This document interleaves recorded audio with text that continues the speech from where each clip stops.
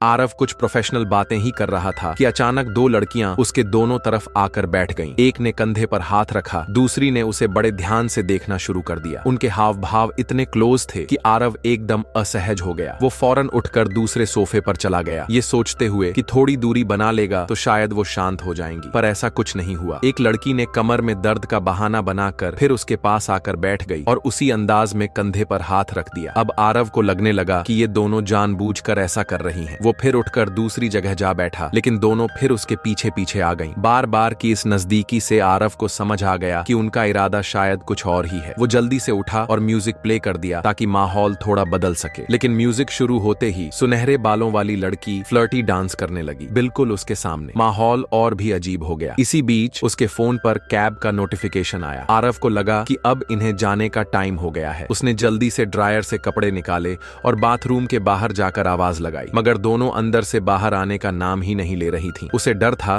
कि कैब चला न जाए, इसलिए आंखें बंद करके बाथरूम में चला गया और बोला, चलो जल्दी करो। लेकिन ये कदम उसके खिलाफ चला गया। अंदर पहुंचते ही दोनों ने उसे घेर लिया। आरव लाख कोशिश करता रहा खुद को रोकने की, लेकिन आखिरकार वो दोनों उस पर भारी पड़ गईं। सुबह जब उसकी आंख खुली तो बिस्तर खाली था। उसे लगा लड़कियां चली गईं, लेकिन जैसे ही वो किचन में पहुंचा, वहां का हाल देखकर उसका मूड पूरी तरह खराब हो गया। पूरा घर गंदगी से भरा था। साफ सफाई पसंद आरव ने गुस्से में दोनों को डांटा और तुरंत निकल जाने को कहा। वो चली तो गईं, लेकिन जाते जाते एक लड़की ने सड़ी हुई किसी चीज से उसका चेहरा रगड़ दिया, जैसे बदला ले रही हो।